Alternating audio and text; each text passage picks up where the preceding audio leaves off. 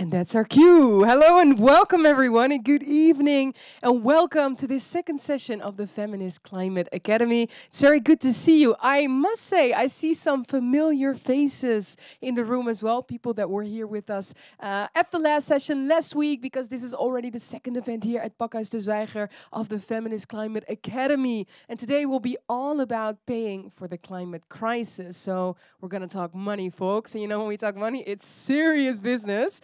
Now, my name is Haji Yacoubi. I'm a former United Nations youth representative for the Netherlands, co-founder of Network 2100. But above all, I'm very delighted to be your moderator for today. Now, I don't need to tell you that everything has a cost, and climate solutions are no exception to that. But the real question is, if climate solutions and adaptation and mitigation, if they have a price, then where does that money come from? Who pays for it? Where does the money go?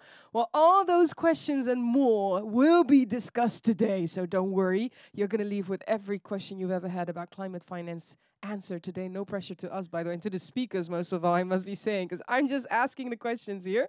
Now, the urgency to discuss this is very large, of course. It's big because we are in an still ongoing climate emergency. It's also very urgent because in a couple of weeks, the climate conference of the United Nations, COP28 is also what it's known as, will start. So talking about climate finance is very urgent at this point. But yeah, it's also because we see that the world is out of balance, right? We have countries that are, in a way, almost the least responsible for the climate crisis, and they're bearing the burden of it most heavily. And then those countries that are most responsible are the countries that usually also have more financial means to protect themselves from the effects, to have means to sort of adapt themselves to what is coming. Whereas those that aren't as responsible are experiencing the worst effects of the climate crisis and literally have to go into debt to keep their heads dry, well, figuratively speaking, but also literally. So from that perspective, I'm very happy that each and every one of you decided to be here today, because I always think it underlines the importance of having this conversation together, right? Now, we will discuss that and more tonight with experts on climate impact, ecofeminism, women-led solutions, climate finance. But tonight, we also want to hear from you, our audience. And to do that, we have devised a little game. It's actually quite straightforward, but I thought you could use some movement sitting in the chair all evening. So I don't even know if we can perhaps do something with the lights so that we can see you. But in a little bit, I will read out a couple of statements. There you go. Your anonymity is gone. I can see you now. But in a little bit, I will read out a couple of statements, and I might do that at later points tonight as well. And then if the statement applies to you, and if you're able to, please stand up. And if you disagree with the statement, or if it does not apply to you, then you may remain seated. All clear? Well, I hear yes, but I'm going to test that. So that my very first statement is, I understand the rules of this game. You go ahead. Okay, I see everyone standing. Just going to check. You know, this one time I had a bit of an awkward moment. And you may all sit again. Thank you so much. At this awkward moment where somebody was, they were on their phones or something. And then it's quite intimidating if all of a sudden the entire room starts to stand up. And you're like, what is going on? But you all understand the rules of the game. I'm very happy to see that. I have a second statement for you. And that is one that requires a bit more concentration, because this is the one that I actually am very curious to hear more about from you. It is, I am optimistic about the pace at which climate financing is enabling climate action. So if you're optimistic about the acceleration and pace with which we're getting climate action through financing, you may stand. And if you're not that optimistic, you may remain seated. Now, I'm very curious if you're still thinking about the statement or if this is the genuine answer of the room. Everybody's remained seated. I've done this a lot of times. I don't think I've ever had everyone remaining seated. But now that you're all seated, that makes it very easy to me, because I know each and every one of you's opinion. And then I will venture out into the room to see why you remain seated. By the way, this is my favorite part, because I always see the people that avoid eye contact because they don't want to get the microphone under their nose. I'm so sorry, but you were the first one to avoid eye contact. And oh, you did not. Oh my God. oh, there's something going on between us because maybe there's some weird like thing that brings me close to you each and every one. Okay, I think that's a very legitimate reason not to actually. But then I'll just go behind you. Oh, I'm so sorry. You were one of the people remaining seated, undoubtedly. Why are you not that optimistic? No, and one of the reasons is that there's like a fund for climate crisis money, and it's not the rich countries are not paying it. Right. Yeah, so that's not very generous and not very fair. Yeah, I think you're referring to the 1 billion, right? That was promised to countries in the global south to, adapt to all the impacts of the climate crisis that they're experiencing. But still, it's not, the fund is not, the 1 billion is not there, basically. Yeah, that's actually precisely what I mean. Yeah. Absolutely. Thank you for sharing as well. Somebody else. Over here. Yeah, you know what's going to happen. Yeah, I'm just not. I was also thinking still about the statement, to be honest, but like being optimistic about climate finance for the countries that are not able to. Right? That's what the statement is, or well, however you want to interpret, it can be broader. But if you want to specifically focus on countries that are not able to finance adaptation, you mean, or no. I'm wait. Just the statement is if I'm optimistic about climate finance in general, right? Yeah. No, tell me why. No, because like an example is the that there's like many money all over the world, but it's going to the wrong places, in my opinion. And climate crisis is now, so I don't get why we're still, for example, fossil fuels, which has been a big debate, why there's still money going in that way. And I get that it's really hard to like immediately like cut the money to the fossil fuels, but still, it just doesn't make sense. Thank you so much for sharing. I reckon most people agree with the both of you because everyone remained seated, unless somebody had a change of heart. I don't think so. Well, that means that I don't think it's a bad thing for this discussion. I think it's a very honest thing because we're starting with stating the facts, right? It's urgent and we're not where we need to be. And that's something that we need to discuss and we need to talk about it with each other to see how we can take next steps to tackle that, so to say. You mentioned something which I think is a very fair point. You were still thinking about this statement as well, which I get because it's a lot to wrap your head around. And I also want to give you a chance to sort of like further think about the topic of climate finance. And because of that, I actually want to do this next little exercise where you can walk around for a bit in a room and try and find somebody that you don't know yet. So perhaps you came here with somebody, perhaps you didn't, but try and find a face that you don't know, not like what I did with you, because for some reason I keep on going straight for you with these things.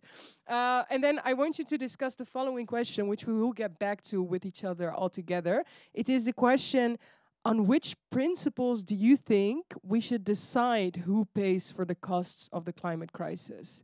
So, of course, you already tapped a little bit into that, right? You have countries in the global north that are, in a way, more responsible for the amount of emissions that we have for the climate crisis, in a way. And you have countries that are less responsible, but that bear the burden more. So what are the principles on which we have to decide and think about who pays for what within this entire sort of situation? I would say find somebody and then have a little conversation, and then we will be back in plenary here doing this in a little bit. So please, go ahead. Okay.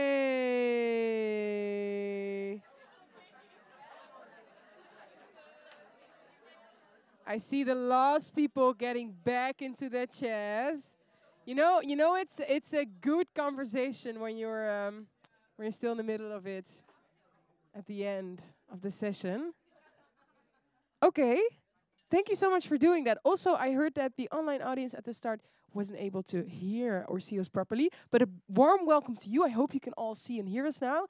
Welcome to this session here. I'm actually very curious what some of the things were that got discussed. Is there anybody that would like to share some of the insights or principles that they discussed together with the rest of the group that they think are worth sharing? Yeah. Okay, cool. Thank you so much. And I see another hand there. We discussed together that, of course, the ones who are affected most by the climate crisis are not the ones who should be paying. That's the ones who are guilty, so to speak. But we were also talking about that it should be done with a lot of care as well, by not like just dropping a money bomb there and not taking care of what happens afterwards, you know. So really do it like we should give it a lot of thought how we do it. So it's more about once we give that money, how is it allocated? There must be involvement in that process as well. Yeah, and like I think we all feel and think that the principles are clear. We know that there is something wrong and that we have to do something about it, but we should really think of how more. I like that. Thank you so much for sharing that as well. Do you want to? Yeah, of course. Thing to add that we were talking about where are the companies settle down. You know, like maybe there are some policies from the European Union, but then what happened when the countries of the global south? You know, like the companies that they are from an European country, but they are in placed somewhere else. You know, so I think that's an important thing to consider. Yeah, I like that. That's definitely one to consider there. I think that's a vital one. Thank you so much to the both of you. I saw a hand going up in that corner there. Was it you? Ah, it was you. I will get to you. Just going around here. Hi. Hi. We were discussing how it could be looked at as a taxation system. So if you are from the lower economic status in countries, then you put less in, but you still are putting in. And if you are from a higher contributing country to the climate crisis, then you're putting in a premium for what you are causing. Because if you don't put in, then you have less of a voice. And you also still want these countries to be able to develop at the rate that other countries have been able to, or else you're disenfranchising them. So then if everyone is putting in a base level and then a premium on top of it, that would create more fairness. And then we were discussing it on an individualistic level as well. Yeah, because I was about to ask, is this like from a governmental perspective, or is it like individuals that would also in that regard be taxed, or how do you see that? Well, first we were discussing it as a country level, but then it was brought up of looking at it as an individualistic level. And so then on that individualistic level, if you are essentially a corporation from how much money you're making, then you should also be paying at that level. Thank you so much. These are very interesting snacks for thought, I'll say, for the conversation that is upcoming. But thank you so much. I think that's very interesting because with your sort of way of thinking and idea, it's also implementable within a country, right? It doesn't just have to be in between countries, but like it could be within a city, a community, a country, so to say, because you have those differences there either way. So thank you so much for sharing that. I would say let's just start with this very first round then, because the first round is all about those fair share principles regarding climate financing that you've been discussing amongst yourselves just now. And to do that, I am very honored to introduce the people that we will have this conversation with today. Starting first of all with Harjeet Singh, who is the head of Global Political Strategy at Climate Action Network International. Harjeet, we see you. Hi, so good you're here with us online. And you'll pop up on the screen with us in a little bit. Then we are also joined by Ineza Umuhosa Grace, founder and CEO at the Green Protector, co-founder and global coordinator at the Loss and Damage Youth Coalition. Ineza, also to you, a very warm welcome and thank you so much for joining us today. And then I am going to sit down because the next person is here with us live in Amsterdam at Pakhuis de Zwijger. And then, of course, I'm talking about none other than you, Sophie van den Ende, who is the Senior Policy Officer Climate Finance at the Dutch Ministry of Foreign Affairs. Please give the three of them a big round of applause. And hi to you, Sophie. Now, it is good to mention that there would have been a fourth speaker with us today, Raline, who is a forefront climate action advocate, and she's also the author of the book, It Can Go On Like This, Time for Women to Solve the Climate Crisis. Raline would have been here with us tonight, but unfortunately she couldn't make it anymore. She would have loved to be here, but I can say I'm one of the people that read her book, actually, and I can tell you the book is also present here. She left a couple of signed copies that if you want, you can purchase afterwards. But I read the book, and it's all about how female involvement in the movement around climate action that is so much needed is definitely one of the key turning points and tipping points that we need actually to make sure that we make steps in this. So whether we're talking about an old boys network that is predominantly sort of protecting financial interest and values, or whether we're talking about feminine leadership in a way that is more prone to focus on the long term, it's all about that. It's super interesting, I can assure you. So if you want to read her book, or if you just want to read up on it, that's definitely one way to go. But with that being said, let's hop right into the first conversation. And Ineza, actually, I would like to start with you, if that's possible, because you co-founded the Loss and Damage Youth Coalition, and I'm actually very curious to hear from you. Why did you found it in the first place, and what is the aim of this coalition specifically? So, as I am part of the team that started the Loss and Damage Youth Coalition, it was in 2020 when from the pandemic, COVID, everyone was like, stay indoors, stay in house. But from some of us, it was not possible because our houses were being flooded, destroyed. And then we realized that we are living a planet where we have the climate change impact being, present in every part of the world, but then we don't have the means of responding to this, depending on where you are located.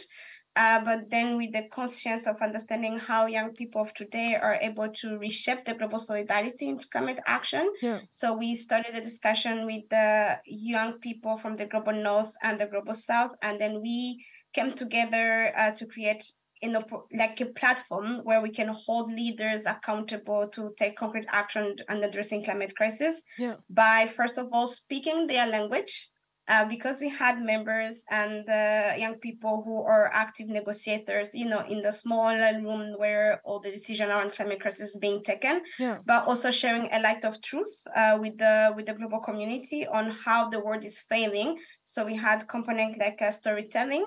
And we also emphasize on the opportunity of allowing young people to understand where their power is relying on, so that we have the component of the training, which is accessible in different language.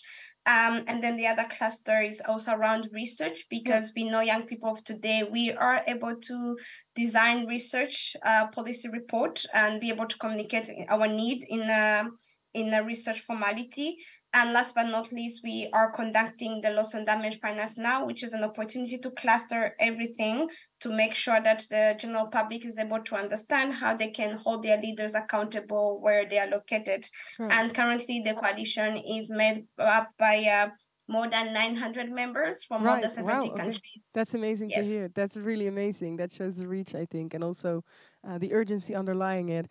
Thank you so much for sharing that, Ineza. Also, I can imagine how literally close to home that must hit. Also seeing sort of the, I would definitely say privilege with which we sometimes forget this sort of discrepancy between how people are affected by the climate crisis in COVID times, that, staying at home, which was something that was straightforward and normal, and we wouldn't have a second thought, perhaps here in the Netherlands, where we're located now, about being able to do that, and then, being in a region or a place where the effects of the climate crisis emergency are so detrimental and hitting that is not even a given. I want to go a little bit towards COP actually with you. And I'm curious actually, does everybody know about COP? Are there people here that have been at COP? Can I see some hands? Okay, there's some people that have been here at COP. Ineza, you as well. I am happy that you are, because I'm going to ask you about it. We've been mentioning it a couple of times, the Loss and Damage Fund. I can imagine that perhaps not everybody is too familiar with what loss and damages actually means. But if you could perhaps briefly just explain that to everybody. And also, the reason why I'm mentioning COP is because COP was very momentous last year with regards to loss and damages. It was like a milestone in a way that was achieved, and a big victory with the adoption of the Loss and Damage Fund. So perhaps if you could just briefly explain, perhaps to those that aren't as familiar with the term, what it means, and why was COP last year such a milestone with regards to it? Yes, I can try to respond by sharing my story. So I am a country negotiator for Rwanda since 2018, and my first item to follow in COP, which is a yearly program. I would say like a program because it technically looked like a program because everyone went to attend. and it's an opportunity for countries to decide on how they're going to be taking climate action. And my first item I followed was adaptation, because for me it was that item that is going to help countries and community be able to develop sustainably. But then in the room, I heard about loss and damage. Yeah. Loss and damage is defined as the impact of climate crisis that goes beyond adaptation. So when we are talking about, for example, in Rwanda, when there's going to be flooding, then we have roads, schools, and people are dying. So those are the economic and non-economic impact of the loss and damage. Yeah. So throughout the years, in 1992, I think that was the very first time that loss and damage was mentioned in the COP. But then we did not have really concrete commitment of the countries like taking their time or like the willingness to take concrete action until COP27, where the parties agreed to establish the loss and damage fund, which is going to be a fund that is new, additional to catalyze finance to support action on the ground for community who are vulnerable to the climate crisis. And it was the first time, right, last year that such a fund was established. Yes, at COP27. But then the fund is established. We don't have the money yet. We have this process, that is transitional committee, that is going on to have a recommendation of how this fund is going to be operationalized. So we are still looking up on how this is going to look like, because it's going to be that one opportunity, especially for developing countries, to have like a way to have a say and in the establishing of the fund that's going to be able to meet the purpose of the need on the ground. Okay, thank you so much also for explaining that to us, Inés. And you mentioned that the fund is there; it needs to be filled up. Somebody in the audience mentioned it as well at the very start.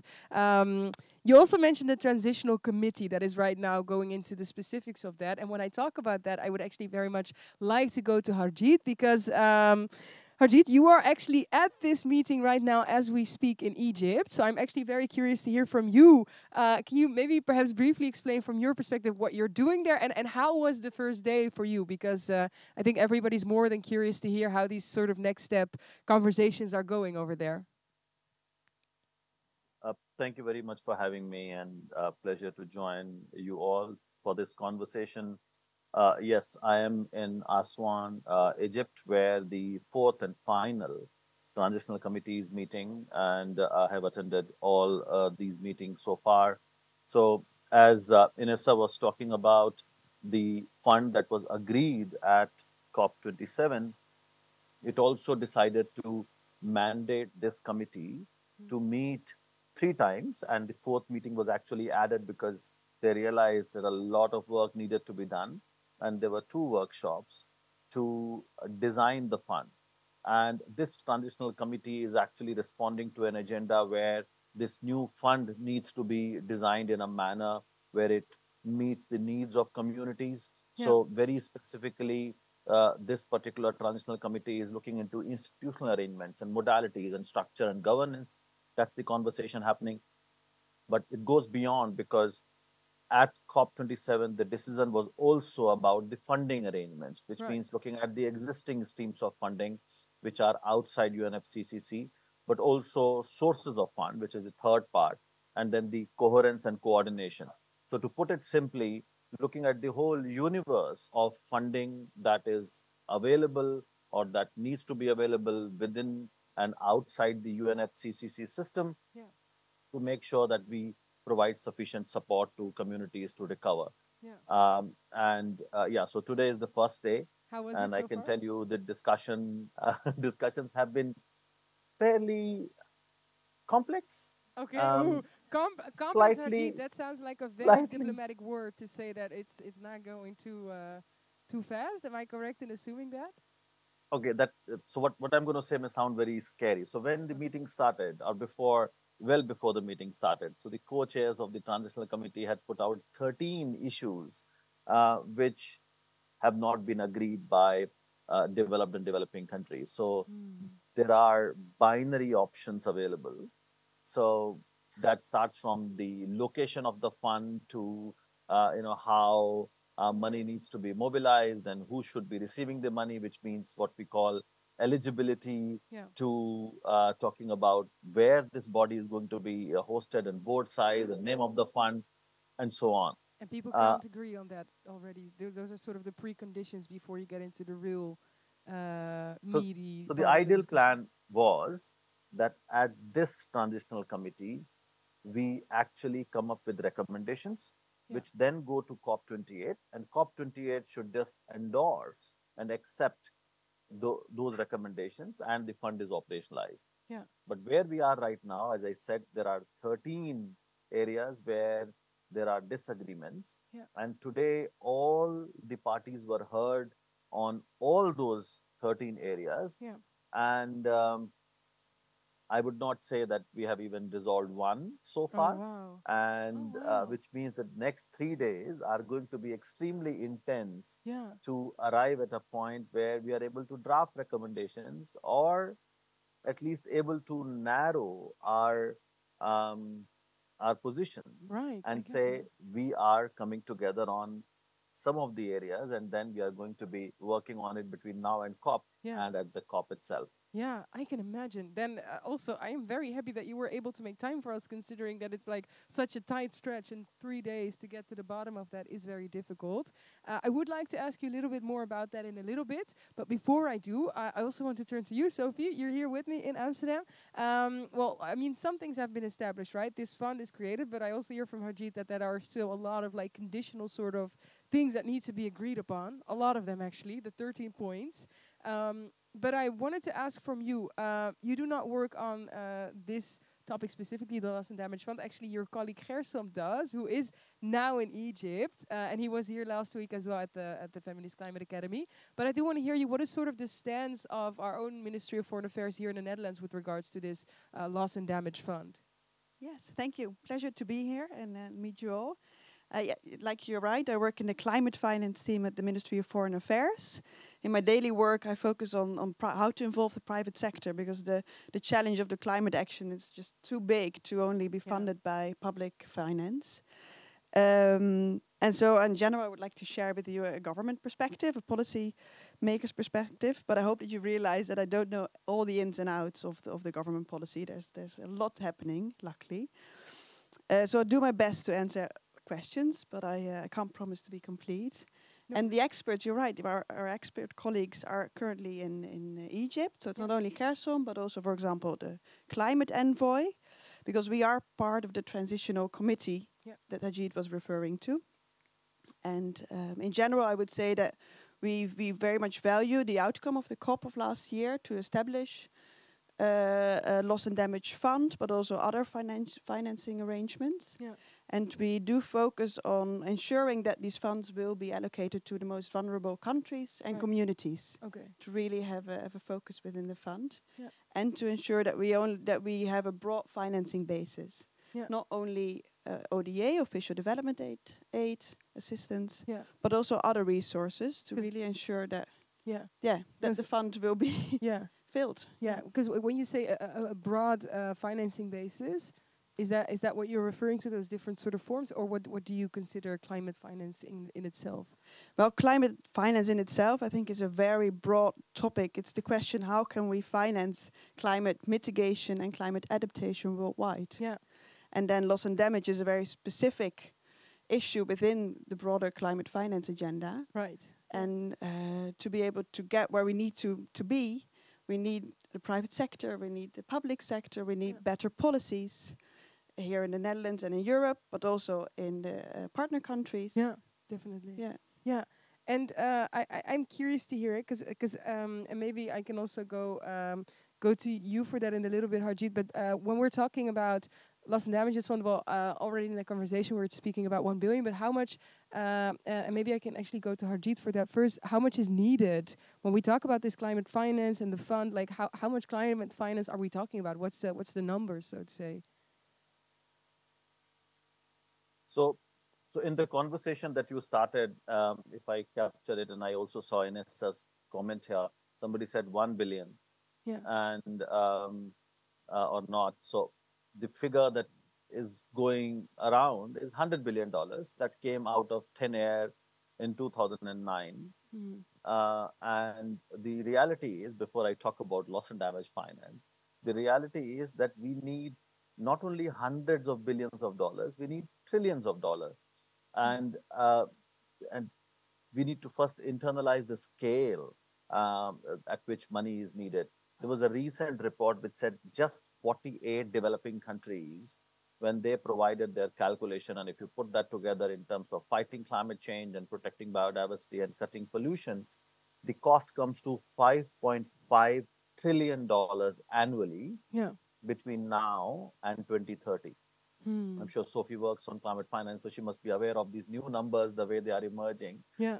While the whole world just a few years ago was still talking about $100 billion. Wow. And this is only 48 countries. Yeah. Clearly, we need money to the tune of $10 trillion a year. And I can safely say it's a realistic number if you look at the annual cost. Yeah. But when it comes to loss and damage, the estimates indicate that we will be needing 290 to $580 billion per year Okay. in developing countries alone by 2030. To be So able to that's the mitigate. range. Yeah. And It's very broad as well.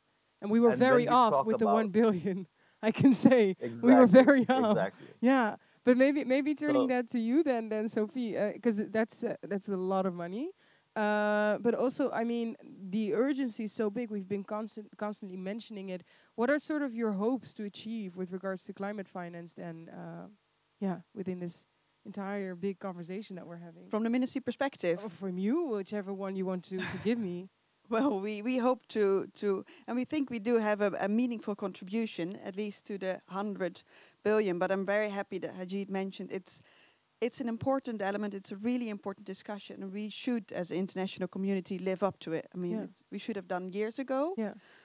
And we definitely should now. And I really hope that the expectations are that we're going to reach the 100 billion this year. Right. But And when we'll only know yeah, in 2 years. when it happens. And Yeah. when you say meaningful contribution, what does that mean? Well, it means that we are at 1.4 billion a year on climate finance from the Dutch ministry. Okay. Which is, I think, an impressive number, of course, but only a small element. But there are different ways to look at how to determine what, because in the agreement made in 2009, there was not decided who should pay for what. Yeah. It's up to every country to decide. Yeah. And looking at, for example, the size of our economy, Yeah. you could say that 1.4 is a meaningful contribution. Yeah. Well, we are careful. Yeah. No, but I Because there are different ways to look at this. yeah, definitely. That's very clear. Thank you so much, Ursula, for sharing that. Ineza, I would actually very much like to go to you. Because, of course, what very much underlines this entire conversation, right, is also who picks up the bill. Because we have this fund. You've already mentioned some examples of, countries, your own experience of being hit by the effects of the climate crisis. Do you think it's fair to say that it's mostly global north countries, for example, that should contribute to this? Or do you have a different perspective on that? What is the role of both parties, if we would say global north, global south in this? Thank you so much. I think if you look on what's the real cause of the climate crisis that we are living right now is the greenhouse gas emission. And the science is clear. We have the historical responsibility, especially from developed countries as per today. But also acknowledge that there might be some role that we countries in the global south, what they call global south, can contribute on, but huge responsibilities for the global north. Yeah. So that's why when we call for the loss and damage fund, it should be clear in the sense that we are not calling for another reform of the development finance that's going to be available for developing countries, because loss and damage fund is different for development fund. Yeah. Because our country has been losing our GDPs in terms of addressing the climate crisis. So let's, for example, say adaptation. Africa is not responsible. I think we are responsible on 4% of the emission, but our GDP is going to be lost on the 65% because of failure of adaptation. Yeah. And this is not counting on loss and damage impact. So for me in Rwanda, we had the 3 days rain in May, and our country lost 1% of GDP. So when we put all those numbers, we know the reason why we are leaving it is through greenhouse gas emission. Yeah. And then even the science of today on how countries are taking the limitation and keeping the 1.5 is giving us not hope. Yeah. Because even if the fund is established, but yet we are still failing to have the 1.5 emission reduced, we are not going anywhere. So we're going to be in a loophole of dying. Everyone's going to die, but we still have hope that this year at COP28, with the global stocktake, with all the adaptation, all discussion that's going on, the countries are going to be able to stand together as one and address the climate crisis with the real sense of people, voices at the center. Yeah, but if I can say, that is quite a dire contrast. As you mentioned, people are dying, but then the hope being vested on this COP, so to say. I wouldn't want to be in the shoes of the people at COP, but it is very much the truth, right? But I mean, all jokes aside, it's been going on, the promise as well, for so long. And I hear your answer very clearly then, because that is also, again, if we're talking about dire contrast, 4% being responsible for the amount of emissions, but then we're talking in the 60s of percentage with regards to GDP actually being obstructed because of the effects of the climate crisis. By the way, I realized that we are using these two words quite a lot, actually, climate adaptation and climate mitigation. I don't know if each and every one of you is familiar with them, but if you're not, also to the people watching online, climate adaptation basically means that you're sort of like, protecting yourselves from the effects of the climate crisis that are already happening. And climate mitigation is really focused on preventing climate change in itself. So what can we do to reduce emissions and lower the level of climate change that we're experiencing? Just in case anybody was out there and was like, what is this word that they're using? Because I remember the first time that I heard it and I didn't know what it was. But thank you so much for Ineza for sharing that. Now, walking around all these climate conferences, you undoubtedly must have come across the term common but differentiated responsibilities. It's quite often used in the scenes. I thought maybe could you perhaps explain to us what sort of the idea is behind it and what the agreement is behind it, because I think it links a lot into what you're sharing with us as well. So I think the aspect of the common but differentiated responsibility is the term that was adopted with the Paris Agreement in 2015, when it was much more as an opportunity to increase the ability of each country to be an active stakeholder in climate action, because the face of the UNFCCC was going from the Kyoto Protocol, which was legally binding, and then the Paris Agreement is kind of loose. So when we hear anything about the common but differentiated responsibility, we love the terms, but it's also a term that is helping countries be much more, failing to take their responsibility in the action, because everything is going to be under the Paris Agreement, and then we're going to lose the track of the opportunity to hold leaders accountable, to hold countries accountable, especially through the convention. So it's a term that we would like, because it's opening up window for each and everyone to be an active stakeholders, but it's serving also as a loophole for developed countries to shy away of their responsibility under the convention that was signed in 1992. That's a small explanation I can give based on my small understanding. No, but thank you. And the loophole in the sense that they direct the focus to the common part of the phrase? Yes, because it's the term of the Paris Agreement. So anything on climate finance, on loss and damage, they want to incorporate in that framework. And we are losing opportunity of some of the articles that are legally binding and allowing us developing countries and also the community in the developed country to be able to hold their leaders accountable in addressing the climate crisis that we are living today. Okay, wow. Thank you for sharing that as well. I think that's very vital information actually to keep in the back of our minds. In the meantime, by the way, if there's any question for one of our speakers here in the room, please just raise your hand. I will notice you even in the dark. I have glow-in-the-dark eyes. I am just joking. But please do. But before then, I would actually like to go to you, Harjeet, because what is needed, what would you say is the most important thing that each and every one of us should be focused on to make this work? Are you saying us as individuals? Yes, no, but it could be from an individual role, but I think also we can definitely take a look at institutions. What sort of is the main obstructing force right now?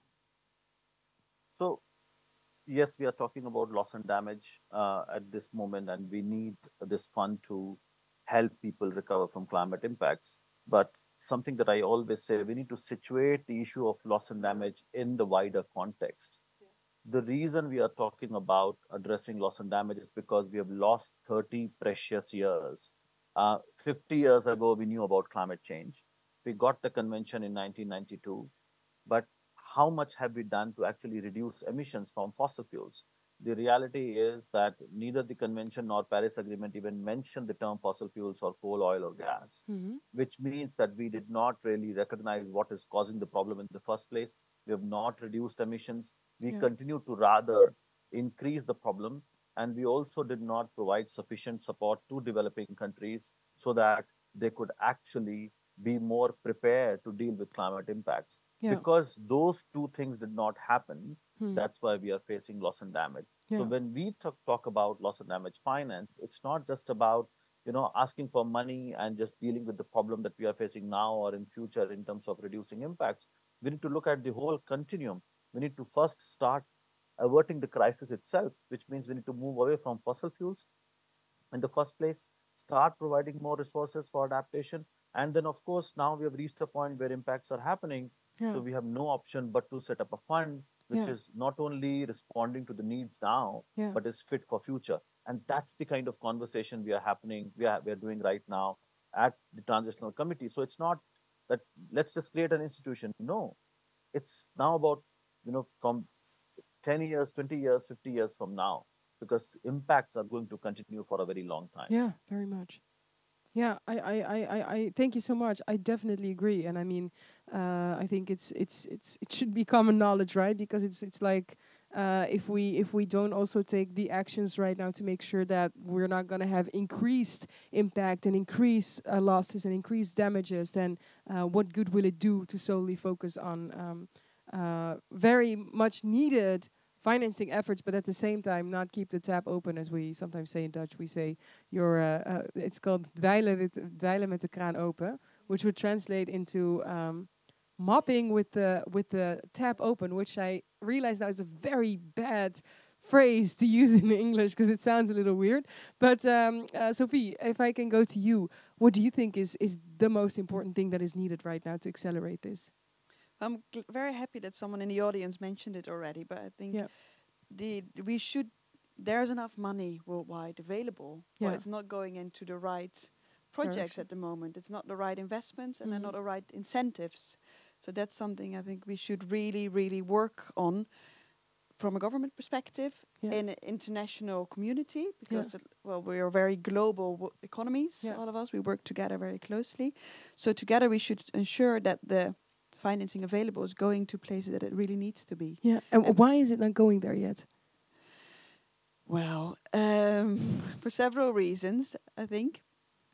We are still in a very capitalism old system where we have, this is my personal view to be honest, where we have shareholders with other short-term benefits who are not the ones paying or suffering basically from the climate crisis, so they have a limited incentive to change. So it's all these little things in our system that have a huge impact on where money flows and which money provides returns. Because on mitigation, you can say more and more investments in sustainable energy is an economically sensible investment if we treat it in the right way. Yeah, absolutely. Yeah, some of these, of course, are turning into economically interesting investments, but I think this is something that was tapped actually into at the last session, where people said at some point, it's also very much about the way in which our economy values solely financial value. So there's no metric, no way in which we quantify, or however you want to do it, but at least give value to ecological elements or social elements. And if they were part of our accounting system, of our budgeting, it would be a very different story. Yeah, we have to learn how to value welfare or simple things like water quality. Yeah, absolutely. Better and ensure that the ones that are having a negative impact should be the ones paying. Yeah, and we need to do it fast because time is ticking, and it is very needed. Yeah. Thank you. Thank you all to the three of you so much. I'm not waving you goodbye, but I am breaking this session up into the second segment because that was a little bit on climate financing and I think some of the important things pertaining to that. To everyone here, please do think in this next segment if you have any questions for the speakers about them. Just raise your hand at some point if you want to pop in those questions because there is room for it. Oh, actually, I see a hand in the back. So maybe before we go into the next segment, I'll take one question and then I'm going to send you off to do a little exercise with each other again. But I am coming because I see here all the way in the back. Hello. Hi there again. Hi. So what does this fund look like on a country level and also an individualistic level for the people who are being affected by climate change? Yeah, that is actually a very good question. Perhaps, Sophie, would you like to, or should I go? Yeah, Harjeet, would you like to take it? So you heard the question, right? What it looks like on a country level, but also in an individualistic level of to the people who are affected. How does the money get to them, basically? Sure. And I'm very tempted to connect this question with a comment somebody made that, we should not just be dropping a money bomb and forget about it. I think it's all connected. Unfortunately, nobody is dropping those money bombs that we are actually waiting for. So that's not there are no money bombs yet. Okay. But yeah, let me connect those 2 points. So when we are talking about designing this fund, there are certain things which are extremely important as a matter of principle. One, it has to be country driven and locally led, which means communities have such an important role to play in how money should flow so that it meets their needs.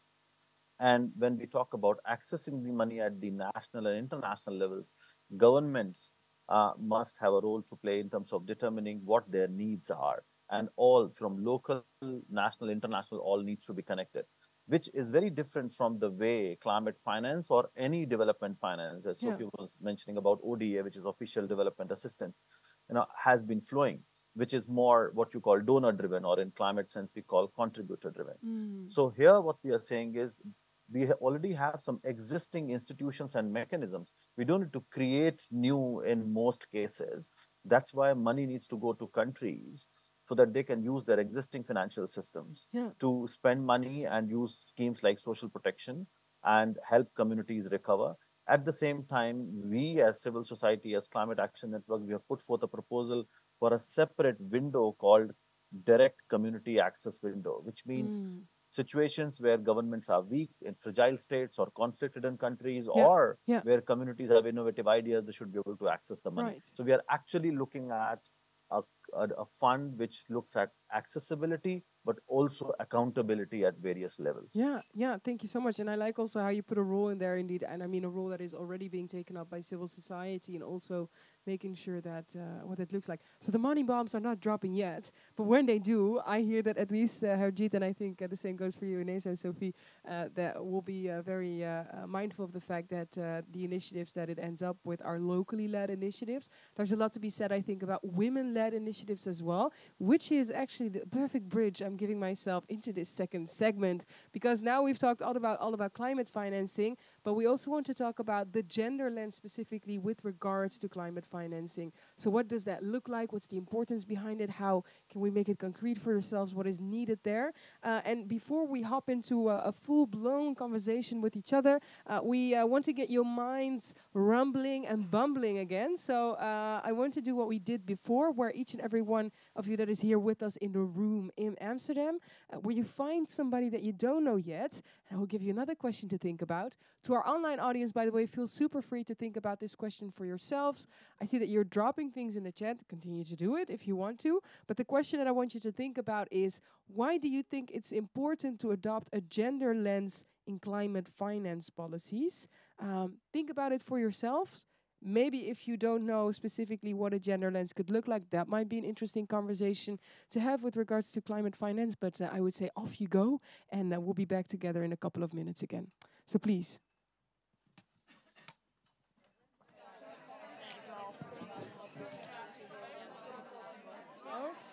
Okay, thank you so much to each and every one of you. That was a lively discussion, I can see, which is always a good sign. Like always, I'm going to pick out some people, or are there people that said, well, our conversation was so good, I will voluntarily share a little bit more with the group on what it meant for us to apply a gender lens to this? Anyone? Yeah? Yeah, thank you. Because when you have a good conversation, why not share it with the rest? Thank you so much. I will prop up the mic. I mean, no doubt, everyone had a very, very fruitful discussion, right? Yeah. So did we, I think. So I think we could already quickly agree on the fact that, you know, male characteristics and female characteristics are, you know, in a cliche thinking, are different, and that there is an urgent need for more female, leadership is a great term, contribution and maybe in general, and that it would start with education. So I'll give girls, women, a fair chance to actually get education, proper education, and then grow into leadership. And so that base should also be created yesterday. And then on a shorter term, you could also say, well, there should be more women involved, also in these kind of panels we're talking about, in COP or whatever, wherever the discourse is. So to avoid less, as we say in Holland, haantjesgedrag, so maybe like... Less manuals is something we discussed at the last one. Less gorillas on a rock, and more from a cooperation kind of thinking, and keeping your eye on the ball instead of... You know. No, I definitely get that. Yeah. Thank you so much. Thank you also for sharing it. And I hope you all had fruitful conversations, but I think that you're very much on point of it. It's a shame that Reline's not here, because that's also something that she writes about in her book. Indeed, we could refer to it as traditionally more female or male, but it's feminine and masculine, right, in the style. And is it more cooperative? Is it more long-term oriented? And we see that embodied in, proportionately more in female leaders around the world. And it's very much what like a long-term, more solidarity, cooperative perspective with regards to these issues is definitely what we need. I mean, the opposite is what got us into this mess in the first place. So thank you for sharing that as well. Sophie, if I can start with you. When we talk about applying a gender lens to climate finance, what does that mean for you, for example? But what can you give us some concrete examples of things that we can think? And why is it important that we apply a gender lens to climate finance? Yeah, of course. Well, on the first... unfortunately, women are disproportionately affected by climate change. You can see that everywhere, especially in more vulnerable countries and communities. But they can also be an actor of change. If we work together, then we really provide an opportunity to make movement happening. Yeah, definitely. And from a ministry perspective, we adopted 1.5 years ago the feminist foreign policy. So we have a really central role of gender action, like mainstreaming in everything we do. It's work in progress. We're starting.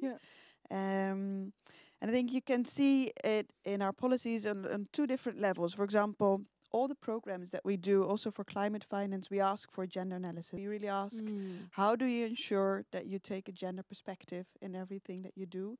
We ask this to our partners, the United Nations, but also NGOs. And when you say a gender analysis, that means this project that we're creating, how is it affecting women? How are women involved in it? Or are there other things I should think of? Well, for example, I'm working on the Dutch Fund for Climate and Development, which is one of the ways that we mobilize climate finance. And then we ask them, for example, FMO or WWF, the partners, to really specifically look at accessibility for women. Right. Like how can you, if you work with private companies, how can you support them in enhancing internal policies, practices to strengthen the participation of women? Those type of things. Cool. And then secondly, if I may, absolutely, go ahead. It was already mentioned the importance of localizing support. And so we don't not only look at climate finance, but we also look at how can we empower and support women. I was very happy to discover that we finance also an African Feminist Academy for Climate Justice. Oh, wow. So that's really cool. Oh, that's cool. It's sort of the sister of what we're doing here in a way. Exactly, Yeah. yeah. Okay. Cool. Thank you for sharing that as well. Ineza, I would like to go to you. Yes, to ask you sort of a similar question. I'm curious just to hear from you. Why would you say it's important that we apply a gender lens? And maybe can you also help us to make this more concrete? So, do you have any examples, for example, of like female leadership that could benefit from sort of climate financing in that sense? Yeah, if you would. So technically, it's important to adopt a gender lens in climate action because speaking from someone from the country like Rwanda, where women are encouraged to actively engage in climate action, climate policy, but also even in different aspects of like implementation and design of climate action on the community and international level. It's important to really adopt this lens because it allows women to be empowered to not be victimized in the narration that is already existing, but to be able to be action takers, to be able to design the solution. Yeah. Because for all the years that the environmental climate action existed, women's voices were not represented. But this time, in this era, we have the opportunity to let women be the action takers.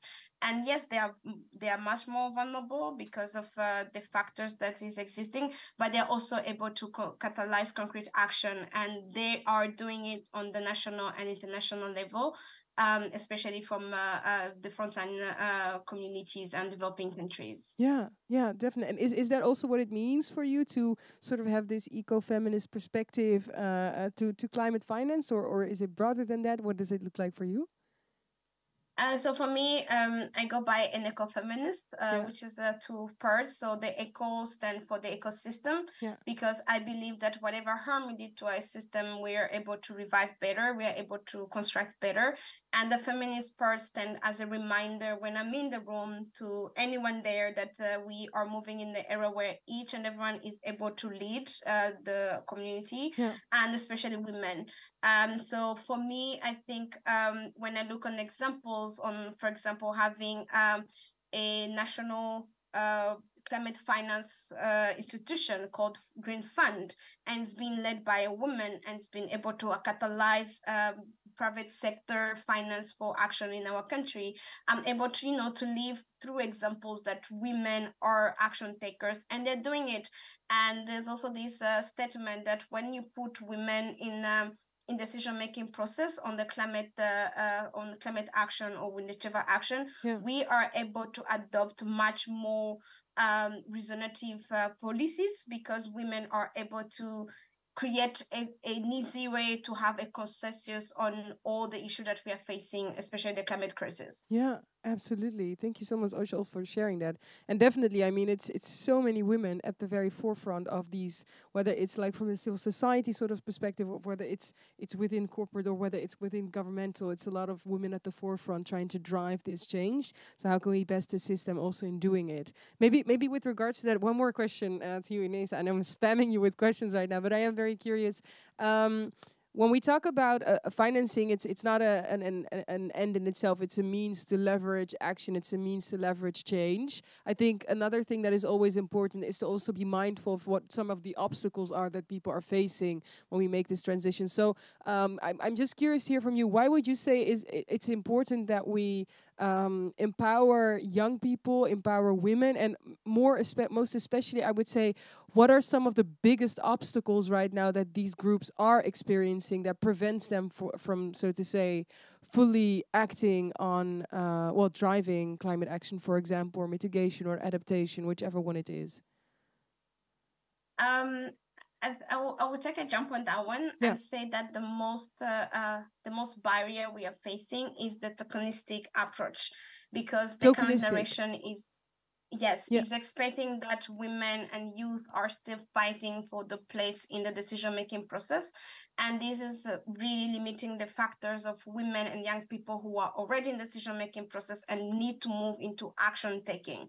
So this the thing that is the narration that women are nowhere to be found, young people are nowhere to be found. We don't have, you know, models of how this can be actively done in the community. Need to change, because youth can be found, women can be found, and we do have a voice and something we want to implement in the community, and we already know how to do so. So I think that is the only thing that is limiting the opportunity of having more women.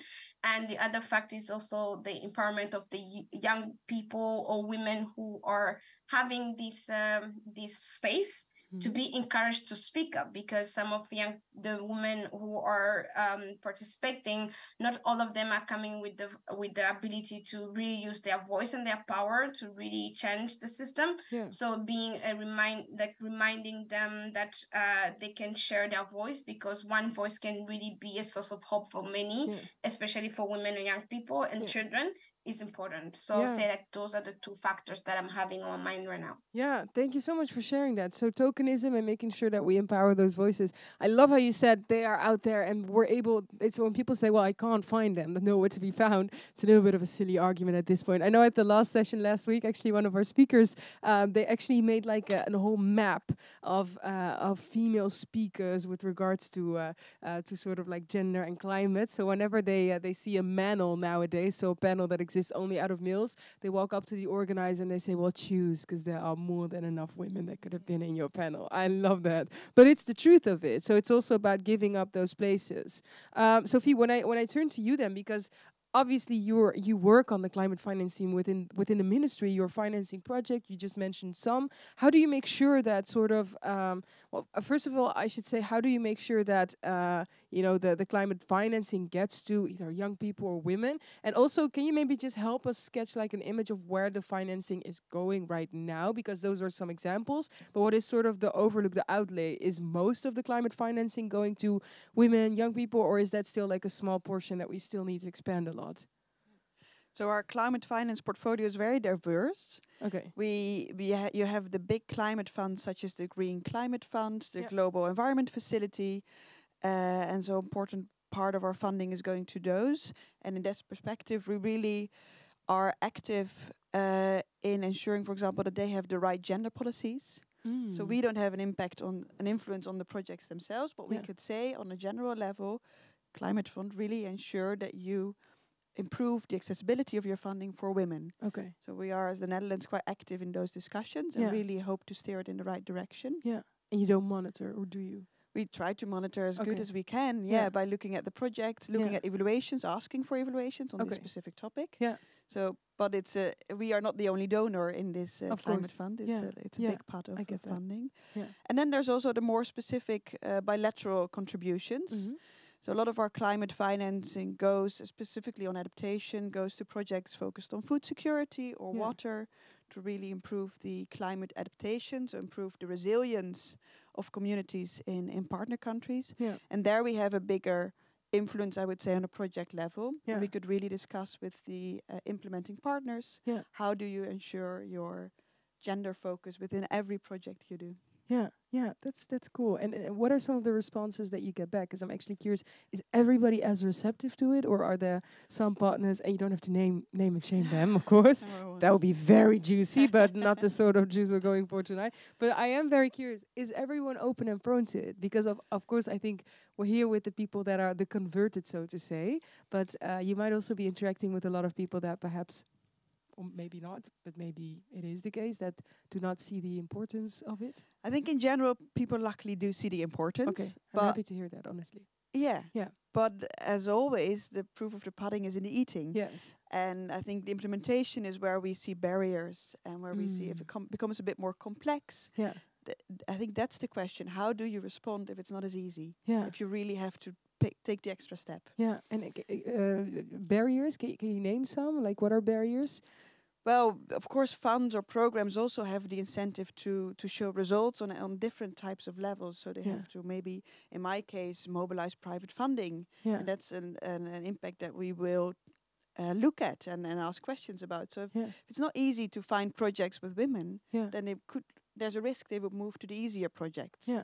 So I think that's something that we also have to keep in mind to really find the right balance between short-term impact and really ensure that we live up to all our policies, even if it gets a bit more complex. Yeah, and even if the inclusivity element requires a little more time, be willing money, to invest it. Yeah, because it's also like, that's the thing. I heard Ineza say they're out there, so it's not that they're not out there, but if we historically come from a system in which, my God, for so long women have been excluded from these places, then obviously you won't find them right there in the most obvious places that have been very male-dominated, for example, whether it's in boardrooms or the places of decision-making. Luckily, that's changing. It doesn't mean that the capabilities are not out there. They're absolutely there, but you also got to make sure that you include them and that you take the effort to try and reel them in and find them. Okay. Yeah. And that's why I'm also happy that we not only support general programs on climate, but also the lobby from, for example, feminist point of view, so that we strengthen the civil society. And thereby empowerment of women. Yeah, in general, you mean? In general. Yeah, okay, yeah, cool, definitely. Thank you also for sharing that. Yes, I see, wait, there was a girl behind you with a hand up for a little longer, but definitely we can do a short question. I'll take your 2 questions and then we'll go on. In the meantime, if anybody else has a question, just pop up your hand and then we'll get to them in a little bit. But I will first go to you, because you already had your hand up, I saw. You're amazing for seeing that. That's noteworthy as well. But I said glow in the dark eyes, right? But these are all very promising sounds, and I'm also really glad to hear it. Like, I hear the complexities as well, but that the money is there and that there's action and there's an incentive and people want to understand. Are you positive? Like the first question that you asked, are you optimistic? It's a question to Sophie. Sophie, please go ahead. Yeah, no. About the climate crisis in general, or no, I was about financing, right? So these are optimistic sounds and examples that you're giving of what is happening from the ministry's perspective. Does that make you hopeful, or what's your stance sort of on the hope optimism? To be honest, it differs a bit per day. I've been working on this job for about a year now, and in the beginning, it was taking a lot of energy, because you were reading mostly about the negative sides, about everything more that's needed, and the speed, it's not going fast enough, we need to accelerate. But now I'm doing this job a bit longer, and I see more positive, like it's smaller, but we are moving in the right direction, and there's more and more attention for climate, and also for the gender perspective. So it differs a bit per day. I try to stay optimistic, because I think it's more helpful in the end. I want to. Okay. But that's interesting that you also use it strategically, almost use hope and optimism strategically to give energy. But okay, it needs to accelerate, but things are happening from your sort of perspective. Yeah. You also had a question. Yeah, it's more concrete in terms of within this context. A case popped up in my mind, like at arm's length. A case that is really close to your business, your department, is that for the climate Eurocommissioner, we have sent a male, Mr. Wopke Hoekstra, instead of the female Kaag, for such a strategic, important position. So that's such a blunt contrast with what we are actually trying to achieve here, and with all the optimism and the actual situation is that we've sent this, consultant, and so my 2 questions: how frustrated is your department about that? And secondly, do you really expect the new government to correct this in a more female gender way than?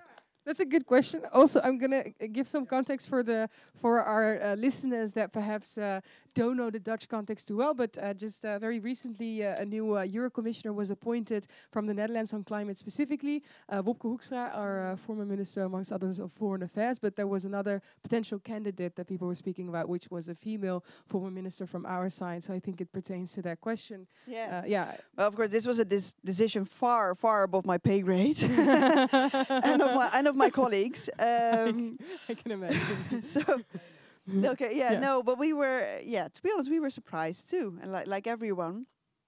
And for me personally, I was happy to read that in Europe that the other early parliamentarians managed, as from what I can read in the papers a couple of days, they managed to turn it a bit to the better side and really move him and ask him for the support of to get support from the Greens in the European Parliament to make promises that are still ambitious. And now it's the question, of course, is he going to live up to it? To live up to it. Yeah. So there's a role there in holding. Yeah.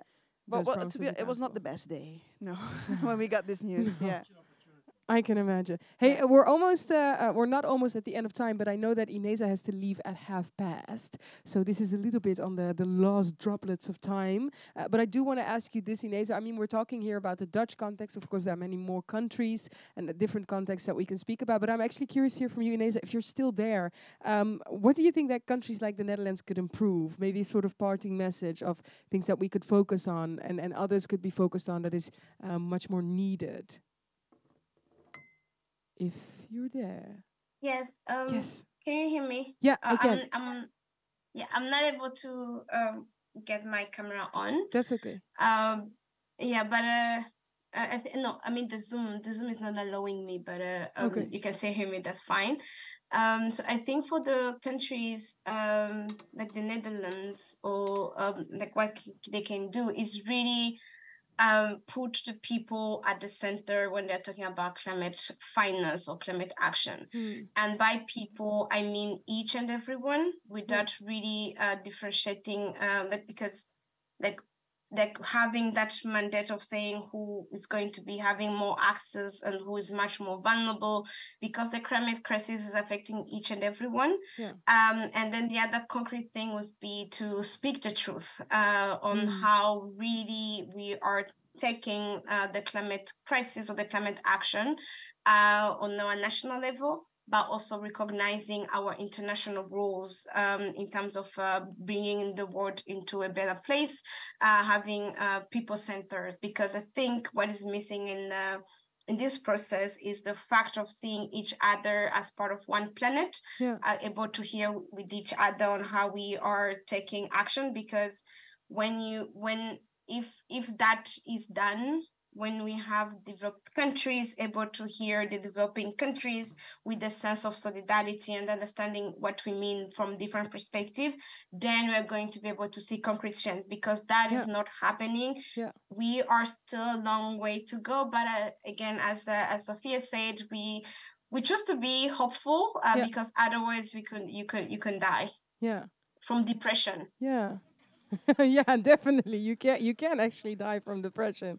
Yeah, but thank you so much, Ineza, also for sharing your story. And you put it a little. It's almost comedic how like the bluntness of it, but it's the truth, of course. It's what are we gonna do if we sort of like drain ourselves from any will to go on without? And that's I think I also like that you said be open about it, be transparent.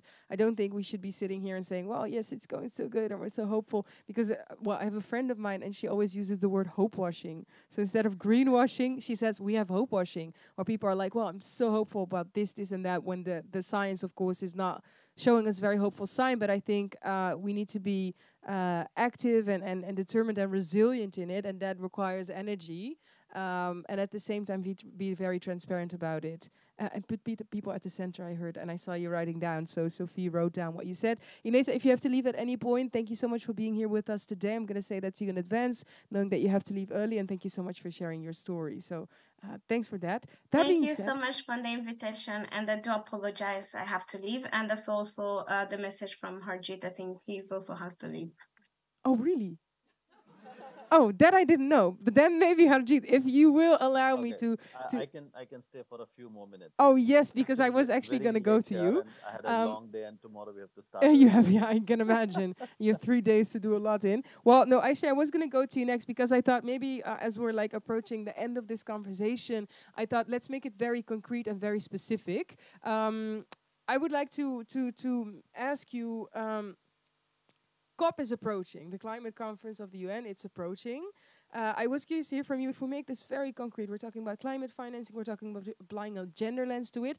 What needs to happen at COP28 in a couple of weeks? What are your expectations, what are your hopes, and what is like most needed to shift? Well, whenever we talk about COP28, I tell them, and especially after following this process for 15 years, this is probably one of the most crowded and complex COPs. Okay. One, we are going to a COP where we have to take decision on establishing and operationalizing loss and damage fund. There's also agreement that needs to be reached on global goal on adaptation. Yeah. We are talking about fossil fuel phase out and so on. So I can keep listing the issues. It's a very long list. Yeah. But what we need at this very moment is really ramp up climate finance across the board. Yeah. And that brings me to my point, which I made earlier, that if we do not stay below 1.5 degree, we are going to see a lot more impacts. If we do not invest sufficiently on adaptation, we will leave people far more vulnerable to climate impacts, which means much more loss and damage. Yeah. And the reason it has not happened because climate finance was not delivered at scale. Yeah. So this conversation today is really very important. And that's why I keep taking it not only from loss and damage perspective, but to the whole spectrum Yeah. of climate action. And we can, for example, we have a very specific demand, and European Union just yesterday said, we also want to see fossil fuel phase out. But those words are not going to be sufficient. How can a country like Azerbaijan or Timor-Leste will benefit from that language in that decision? Nothing will happen unless finance comes to that country and say, if you want to achieve just transition, this is how we are going to help you move away from fossil fuels, rebuild your economy, green your economy, help your people adapt to climate impacts, and if they are suffering, this is how they can recover. So what is a cross-cutting theme that's going to help them do that is finance. Yeah. And I know Sophie was talking about private finance, and we do recognize that private sector will have a role to play. But unless we have public finance that creates that enabling environment and policy architecture and basic infrastructure in place, private finance will not flow. If that would have been the case, we would have solved the problem by now. If everything could have been a business model, it's not. You need upfront investment. So I think we need to recognize the role of public finance, which will help leverage trillions of dollars that are needed. That's not happening. Yeah. So I think we need to understand that it's climate finance Yeah. that's at the heart of climate justice. Yeah. If And that action. is not achieved, we will never be able to achieve climate justice. Yeah, that's a very clear message. Maybe if you still have some time for us, Sophie, how do you respond to that? Because of course, the sort of private element of this of climate financing is something you focus on. Do you underline? Do you agree? Completely agree. Okay. Yeah. We are working on the enabling environment. It's a bit of a technical term, maybe, but it means that the private funding finds its way into the projects that we wanted to. Yeah. This on climate adaptation or mitigation. Yeah. As the Netherlands, we do this on a project scale, Yeah. so for specific investments, but we also are in contact with other governments and share our expertise of what we have here in the Netherlands. Yeah. So completely agree. Okay. Yeah. Well, that's good to hear. Harjeet, I know you have to go. I just want to. I'm really stretching your time here, am I not? I promise you can have a very good night's rest. But I do want to just look into the audience. Is there any question for Harjeet? Because then maybe before he has to leave, there are actually 3 hands. 3 hands, It's okay, Harjeet. I can take. Okay, you can actually? Okay, and if it's a question to Sophie as well, that's fine. You were first. Yeah, maybe I just want to continue a little bit on what Harjeet touched upon already. I'm not an expert, but we work really hard on this. And what I was really wanting Harjeet to elaborate more on is the link between grants and loans in terms of climate financing, and what that means also because we're talking about the feminist perspective on climate justice, what that means for the countries in the global south, but also how we can tackle that, because I know particularly for Dutch climate financing, it's a lot. I also heard Sophie say that about leveraging the money and getting climate finance into that, but I know in the story, but maybe of course I guess Harjeet has more. But I saw him laugh a little. So I think you touched upon something here. The difference between grants and loans. Should I answer now? Yeah, if you want to. So, Or do you want me to collect that's more? the core fight. That's the core fight happening here in Aswan, Egypt, when it comes to loss and damage. But it's a much larger question. The $100 billion that was supposed to be delivered, which hoping we are very close to, 70% of that climate finance happens to be loan. Now, what does that mean? The question that you asked in terms of for people in the global south, I would classify and that as double injustice. So imagine we are asking people to borrow money for climate action who are facing this crisis for no cause of theirs. Yeah. So rich countries and corporations are the one responsible for the climate crisis. And to put it very crudely, they are now also making money of that crisis as well. Yeah. And this has been the problem with climate finance all this while. Climate finance is being seen as an investment opportunity to make money from new investments in the clean energy sector and other adaptation technologies and so on. That should not have been the case at all. Yeah. We need to see climate finance as a public good, and particularly the $100 billion, which, as I was explaining earlier, and Sophie was agreeing to, if that had been public finance, that would have actually done magic in terms of leveraging those trillions. Yeah. That should have been seen as seed money and not as as just investment to make profit out of that, which has not happened, and that's why we see so much of delay in climate action across the board. Yeah. Yeah, I think Sophie. Yeah, if I may, very short on the Dutch climate finance, because you're right, leveraging private sector mobilization it's an important element, but in our funding, our public funding, it's basically all grants. So I think that's a positive element of our Dutch contribution. And then the part that we mobilize privately, it's mostly done through the MDBs, so the multilateral development banks, and there's no element of gaining or making profits of these investments. There's always a soft element below the market rate. Okay, no, that's a good side note. Thank you for bringing that in. And Harjeet, I don't know to what extent you can see the room, but when you were speaking about that percentage as well, I can tell you there's a lot of disbelief going through the room.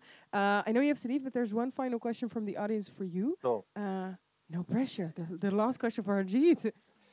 Okay, so in our the Western democracies, those will be the funders mostly for the climate funds. Well, this happens to be democracies, but we do see populistic movements, people on the right side who are opposing basically money be taken away from them, as they might feel it. So, but these are democracies. So, how do we prevent a further polarization? Where the people in the middle are actually saying, well, we need to pay so much if we're going the left side. So let's vote for the right side, and we can the Poland, Trump. We know all the bad guys, so to say. How do we keep our democracies intact by keeping the people involved and actually finding it fair to provide funds? Good question. I mean, we do see an uprise of those more right-wing movements that aren't as prone to take up that solidarity. And solidarity maybe isn't even the right word, but it's more responsibility because it has been cast as well by us. How do you look at that, Harjeet? Well, that's a reality, but that reality should not become an excuse for lack of action now and in future. Of course, yeah. Today's reality is also a reflection that we did not sufficiently invest in making people aware, particularly in the global north, that what are the reasons of this climate crisis. Exactly the way we have not talked about colonialism in a country like the UK, Belgium, or elsewhere. The reality is that when you start talking to people, in fact, there was a study among young people in Europe who did not even know about historical emissions, and it was very hard for them to even understand why they have to pay money. And they were not talking about historical injustice. They were more talking about, solidarity and support, which is good, but it doesn't really answer the question. And that's why we are not able to convince average citizen in the global north, Yeah. that it's our historical responsibility. That's Yeah. one part. Second, of course, we want to see it as solidarity, as part of global and international cooperation. But at the same time, you can also speak to them as their own self-interest. Yeah. Majority of the mitigation potential is now in developing countries, because that's where industrialization is happening. Yeah. That's where infrastructure is being built. If you don't support them to make it green, which means more pollution, which means everybody is going to get affected. So Yeah. providing climate finance in the global south is for everybody's benefit, including people in the global north. Yeah. I think that understanding is not there. And if you Yeah. don't provide support for adaptation, Yeah. which will destabilize economies and push people out of their homes, Yeah. that will also affect the global north, Right. be it from investment perspective or be it from a social and cultural perspective. Yeah. So climate action is a global good, and we Yeah. need to recognize that, and also our responsibility. Look at it from historical perspective or even your future security point Yeah. of view. Everything points towards the same thing. We need to act now and do a lot more than what we have done so far. Yeah, thank you so much. I think, the people are applauding. Hopefully you can hear it. Trying to catch the applause with the microphone. But I love what you said. So there's something to be gained about awareness if we can explain properly how historically this is a responsibility, because we have caused this way more, it's way more disproportionately caused here than in other places. That is one thing where we can gain a lot. And at the same time, I also hear you say, if we want to go down the route of, what's in it for me perspective, even then there's a case to be made by explaining to people, these funds that we're giving, infrastructure and industry is growing there. It's getting there, and if we don't build it in a way that is sustainable, then we'll be shooting ourselves in our own foot, to translate more Dutch phrases into English, but it will backfire on us, so to say. So thank you so much. Harjit, I know you gotta go, you got a long 3 days. Please, I think I speak for each and every one of here, put your best foot forward, and I hope you can get those, not the one that you just shot in, as in to go with my phrase in Dutch, but let's stop doing that now. I want to say best of luck, and thank you so much for everything you shared, all your insights, your knowledge. It's very much appreciated. Thank you very much. It's a pleasure. Cool. Thank you Bye-bye. so much. Take Thank care. you so much. Thank you for your wishes. Yeah, thank you so much. Sophie, then I will turn to you, because I'm just curious. I've seen you've been taking notes, you've been listening. How do you reflect on these conversations? What are some things that you might take back to, the work that you continue to do in the ministry with regards to climate finance? Quite a lot, actually, Okay. and which I'm happy about, because I came here also to learn from you guys, to learn from the type of questions and the feedback that we got. Yeah. I learned from Hajid on loss and damage, the perspective. Yeah. I know the perspective of my colleagues, of course, but I had never heard his, so that I'm definitely gonna bring back. Yeah. The locally led focus I've heard a couple of times, Yeah. and I think this is something that we should definitely do more on as a ministry. Yeah. And regarding the last question and the last point shared, communication is key also, and we are the Ministry of Foreign Affairs. We're very much focused outside of the Netherlands. Yeah. But I think we also have a bigger role to play to communicate better also to Dutch society what we do and why we do what we do. Yeah. To ensure that we keep support. Yeah. Thank you so much for sharing that. Is there any last burning question for Sophie? There is. I just had a perfectly rounding question for the end, so I'm not putting pressure on you, but it has to be a perfect. No, I'm just kidding. Just kidding. You're very welcome to ask a question. I'm happy you want to. Sophie, I'm going to be very honest. I'm one of your colleagues from the task force on gender. Wow! I'm happy that you took Inesa's message about transparency. That's why you nodded at the feminist foreign policy. I know. Yes. But I was curious, because in the whole element of gender, we've only ever heard the word woman in this perspective, or at least in this session.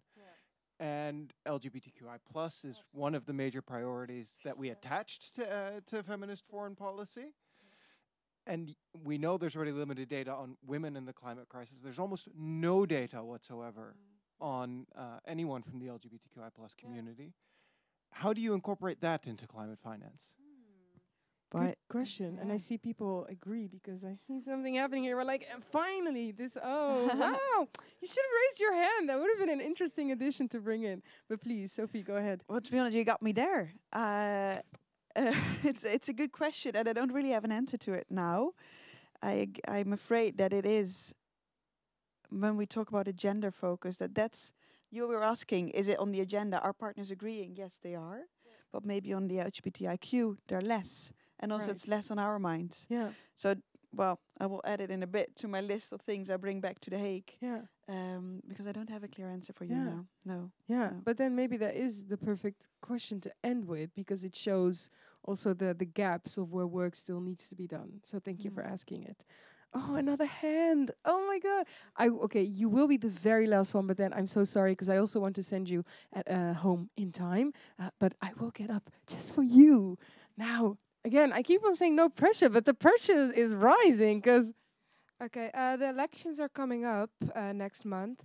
How will that affect your work, or how could it possibly affect your work you're doing? Okay, I like that question. I'm happy you asked it. Please go ahead, Sophie. For now, I have no idea. It's always an exciting and a bit nerve-wracking period for us as civil servants. Yeah. Because, well, we have the exact same information on you, on polls and what's going to happen, and what side of government, what type of government we're going to have. Yeah. So for now, we try to keep on working on what we're working on. We still have a minister. We can still implement what we're doing. But at the same time, we're not making any major decisions at the moment. And so I really hope that this time the negotiations go a bit faster than they did last time, because a standstill about a year again is not something that we can afford, especially not on a topic as the climate crisis. Definitely, yeah. So it's, I can't say much, of course, about what's going to happen and what type of government we're going to have. Yeah. But know that as a civil servant, it's always, of course, we're non-political, but we're also just human beings with their own views. Yeah. So it's always a bit. Yeah. Yeah. I am not non-political. No, I'm not going to plug a party here. That's not what I'm going to do. But I do think we can sort of like play a role in encouraging others to vote, to read up, especially if they have topics that are close to their heart. Make sure that we inform them on how they can vote. In line with it, or at least get up and get out there. I think that's so vital and important. Let's get a women's, youth perspective all in there with regards to voting. I like your question. Thank you. It taps into the urgency. Like on an international arena, we're talking about COP coming up, but of course, nationally, we have elections coming up. So that also is one of those vital moments that can do a lot with regards to climate action, climate financing, and especially the gender lens with regards to that. Everyone, can I get a big round of applause for Sophie as well? Thank you so much. Thank you. Thank you all. Thank you all so much for being here today. Honestly, it was lovely to have you. Thank you so much for everything you shared, all your questions, your input, the conversations you had with each other. Again, I also want to say from our side, the organizing team, we're very sad that Raline Beckers couldn't be here today. She really would have wanted to be here, but don't worry, because we have her book, as I mentioned. She signed some books of hers, some copies. Shanti is holding an example right up. It's about how women will turn the tide with regards to the climate crisis. So if you're interested in reading it, just come up to the stand, which I think will be outside the door in a little bit. So outside the door if you want to check out the book. And other than that, some interesting things to mention is that in 2 weeks on October 31st, our third episode will take place, which is a feminist energy transition with 2 international guests from South Africa. We have the Amsterdam alderman Zita Pels and a representative of Fairphone. And we close off this series on the 16th of November with a big debate about climate justice 1 week before the Dutch election. So that might be it might be one you might be interested in. And with that being said, all our events are free, and we would very much like to keep it this way. The Feminist Climate Academy is free. But if you want to help ActionAid to ensure that we can continue to stand with women internationally and really speak up about climate action and solidarity with that regard, if you want to consider donating, you can do so via www.actionaid.nl. And also, a big thank you to Pakhuis de Zwijger. If you want to contribute to them, you can do this by becoming a friend of Pakhuis de Zwijger. And we have a QR code that was shown at the very beginning, but I am sure will pop up behind me in just a little bit, because this is the queue. Thank you so much. And I would say enjoy your evening, and I hope to see you next time. Thank you so much. Thank you, girl.